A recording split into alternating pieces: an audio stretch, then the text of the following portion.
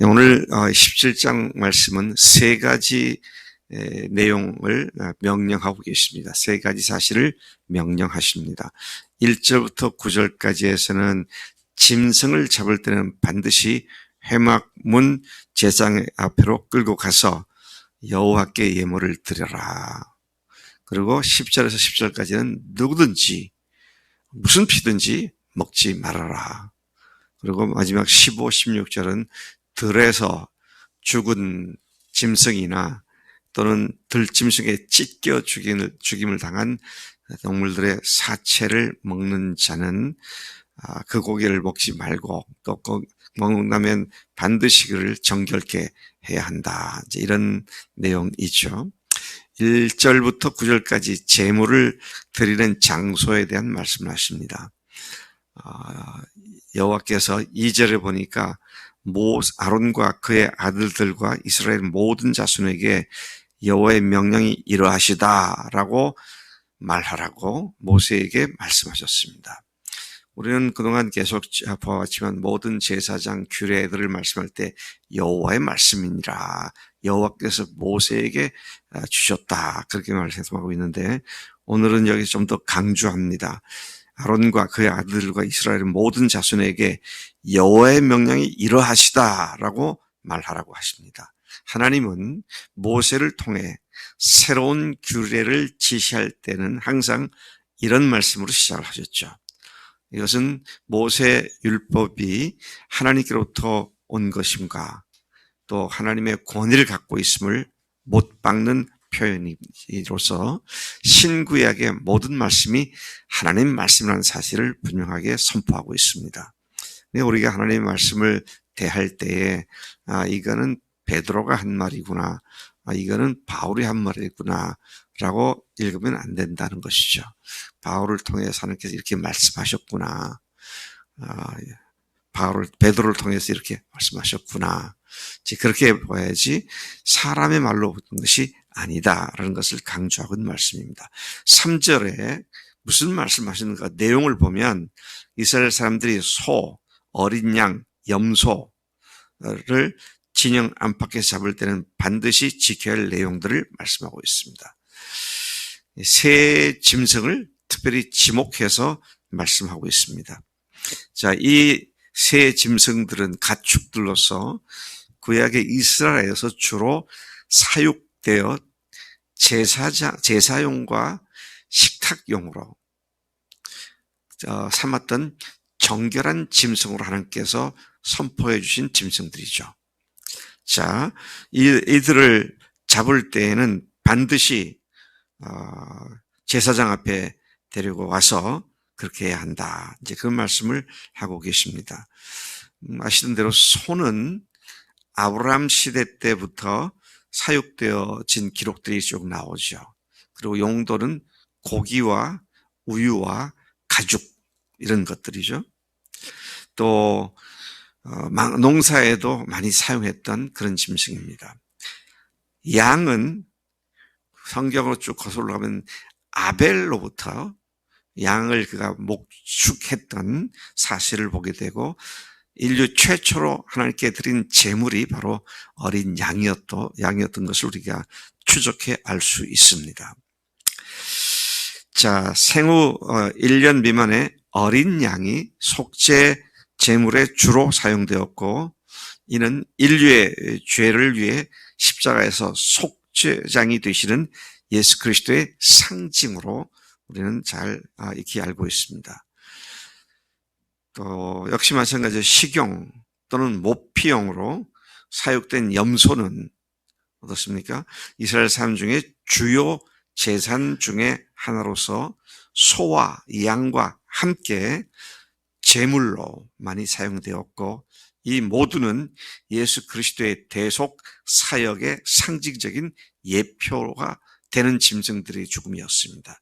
자, 그리고 이제 4절로 가서 보면 그런 것들을 잡을 때는 먼저 회막문으로 끌고 가서 그곳에서 여호와께 제물을 드려라, 그렇게 예물을 드려라 말씀하십니다. 이 짐승들을 아무 데서나 잡던 옛 습성을 이제는 버리고 이제는 반드시 여호와의 회막 앞으로 가져와서 그 피와 기름으로 먼저 희생 제사를 드린 후 나머지 고기를 먹으라고 명령하시는 그런 내용이죠. 이전에는 참 우리가 이거 지금 출애굽한 뒤가 아닙니까? 애굽에서 있을 때는 너희들이 마음대로 했지만 이제는 너희들이 그렇게 하면 안 된다. 먼저 회막문으로 끌고 와라. 그래서 이 먼저라는 말씀을 생각하게 되면 우리가 신약에서 주님께서 너희는 먼저 그의 나라와 그의 의를 구하라는 말씀이 생각나게 됩니다. 동일한 원리이기도 하죠. 모든 짐승의 생명은 하나님의 주관 아래 있기 때문에 하나님께서 지정하신 장소, 곧 회막들가 아닌 곳에서 함부로 짐승을 잡는 자는 하나님의 주권을 침해한 자요, 곧 생명을 끊는 자로 여기겠다고 선포하시는 엄격한 하나님의 명령입니다. 짐승의 피에 대한 엄격한 규제는 그 피가 생명과 그리스도의 피를 상징하기 때문에 함부로 취급당하여 더럽혀지는 것을 방지하기 위해서 이런 규례를 주셨다 말씀이죠. 참 무섭습니다. 뒤에 보니까 그렇게 하는 자는 백성 중에서 끊어지리라 그렇게 말씀하죠. 이는 이 저주를 받는 자는 영적으로 하나님과의 긴밀한 사랑의 복된 관계로부터 분리되어지는 자, 또 하나님과의 실제적인 사랑 관계를 더 이상 누릴 수 없는 자, 하나님을 무시하고 하나님의 명령을 범하고 하는 자들이 처하게 될 상황을 말씀하고 있는 것이죠.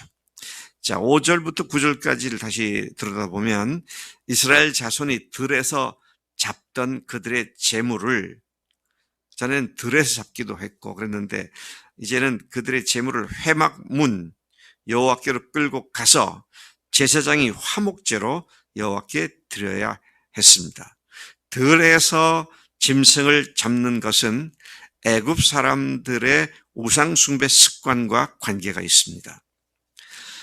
이스라엘 백성들 역시 희생 짐승의 일부 고기를 먼저 우상에게 바치는 이방의 우상 풍습에 깊이 영향을 받고 있었음을 의미하는 것이죠. 그러므로 무엇보다도 하나님께서는 이러한 우상 숭배 습관을 방지하고자 이 규례를 명령으로 주신 것입니다. 7절에 보면 전에 음란하게 섬기던 숫 염소에게 다시 제사하지 말라 그렇게 말씀하시죠. 숫 염소는 애굽에서 섬기던 주요 우상 중 하나로서 애굽 사람들이 섬겼던 신인데 풍요와 다산, 음란과 무절제한 음행의 상징이 숫 염소였습니다. 이제 그런 숫 염소를 드리는 제사를 하지 말아라. 이제는 하나님의 백성으로 그 모든 것들을 버리라고 말씀하십니다. 이전의 풍습들, 옛 풍습들을 버리라고 말씀하시죠. 옛 것을 가지고 주님을 제대로 섬길 수 없다는 말씀입니다. 8절 이스라엘 사람과 그들 속에 있는 거류민이 이스라엘 본토 사람이나 이방인으로서 그들과 섞여 사는 사람들이나 똑같은데요. 번제나 제물을 회막문으로 가져와서 여호와께 드리지 않는 자는 역시 또한 백성 중에서 끊어지리라고 강력히 경고하십니다. 공동체가 함께 누릴 수 있는 복을 거부하는 자. 참 안타깝죠.